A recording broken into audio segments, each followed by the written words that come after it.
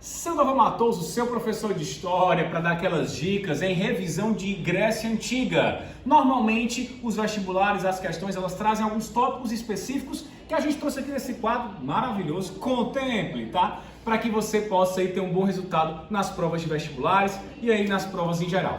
Primeiro tópico, quando eu falo de Grécia Antiga, é a formação do povo grego. Aqui minha câmera ó, beleza. Lembra que o povo grego, ele é bem diverso. A formação dele vai contar com aqueus, eólios, jônios e dórios. Eles vêm numa migração. Os dórios vão ser os últimos, então como eles já usam ferro, já tem um manejo de técnicas mais avançadas, eles vão acabar dominando os demais. É claro que esses demais não vão gostar muito e vão o quê? Vão se expandir, vão fugir. A gente chama isso de diáspora, tá certo? A diáspora do povo grego. Na verdade, o povo grego ainda vai se formar geral, tá certo? Mas a gente usa esse termo diáspora justamente porque essa expansão, essa imigração movida por uma necessidade vai fazer com que eles ocupem o mar Mediterrâneo. A galera vai sair então, não empurra não, a galera vai sair então ali da região da Grécia continental e vai passar a ocupar a península do Peloponeso, as demais ilhas, a Grécia Asiática e a Grécia na Itália, chamada de Magna Grécia. Qual é a consequência dessa ocupação no Mediterrâneo? Já tinha alguém? Não tinha ninguém? Tinha moga, meu chapa, mó galera. A gente vai ter um encontro, um choque, um conflito, uma apropriação cultural. Esses povos que habitam o Mediterrâneo vão ter várias relações e a partir desse estabelecimento dessas relações, ora violentas, ora pacíficas, nós vamos ter essas transformações culturais e a cultura grega vai também ganhar e servir de inspiração para muitas outras, principalmente para a romana. Além dessa questão da formação do povo grego, a gente precisa comentar sobre a localização geográfica da Grécia. A Grécia Antiga a gente sabe, tem a Grécia continental na Ática, a Grécia peninsular no Peloponeso, como eu acabei de falar para vocês, a Grécia insular das ilhas, principalmente Creta, ilhas famosas, né, como Milos, por exemplo, Santorini, a galera da praia, tá chovendo pra caramba em Fortal City. Você tem a Magna Grécia, que é ali a região de Neápolis, Nápoles, nova cidade, né, e a Grécia Asiática.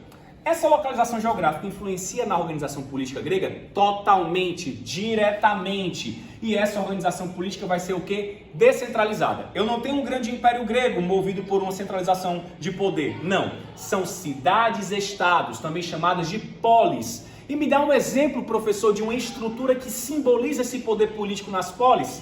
A Acrópole.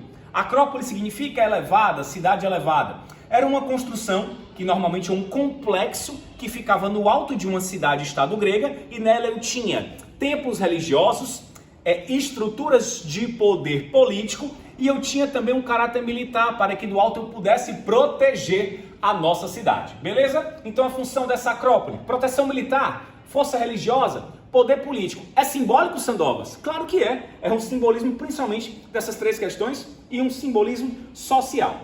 Por falar em polis, olha só, nós vamos ter duas principais polis gregas, Atenas e Esparta. E você precisa entender que elas têm algo em comum, que é justamente o caráter excludente de certas realidades populacionais. E tem muitas diferenças. É aí onde mais cai questões de vestibulares. As diferenças entre Atenas e Esparta de ordem política. Uma vai ser uma oligarquia, aristocracia, diarquia. A outra a gente vai ter um desenvolvimento da democracia ateniense. Lembra de Solon, lembra de Clístenes, lembra de Péricles, o século de Péricles. Dica, democracia ateniense é participativa e não representativa. Filé, e quem era cidadão ateniense? Era quem? Era nascido de pai e mãe ateniense, não fosse mulher, não fosse estrangeiro e não fosse escravizado. Democracia participativa, poder nas mãos dos cidadãos. Economia, Esparta vai ter uma economia agrícola, Atenas uma economia o quê? Comércio marítimo. A geografia também é diferente, né? Atenas localizada na região da Ática, litorânea, e Esparta no interior da península do Peloponeso. E social, Atenas tratava as mulheres diferentemente de Esparta, o escravizado em Atenas era propriedade particular, em Esparta pública, e o estrangeiro, Atenas tratava bem, cosmopolita, e Esparta tratava mal, xenofóbica. Essa diferença de várias cidades-estados gregas, já que não havia uma centralização política. Como é que eles conseguiram essa união? Olha para cá. Da descentralização eu preciso de um elemento aglutinador. E qual vai ser o elemento que vai unir as cidades-estados gregas? A cultura. Três expressões culturais: religião, costumes e idioma. A gente vai ter de forma mais intensa a religião politeísta, certo? Vários deuses. deuses com aspectos humanos de vícios e virtudes, e nós vamos ter também que a religião grega vai inspirar a religião romana. É tanto que Afrodite na religião romana vai ser Vênus, e por aí vai, temos tantos outros exemplos disso. Bom, com o desenvolvimento das cidades-estados, nós vamos acabar tendo a invasão dos medo-persas, daí o nome Guerras Médicas, tá certo?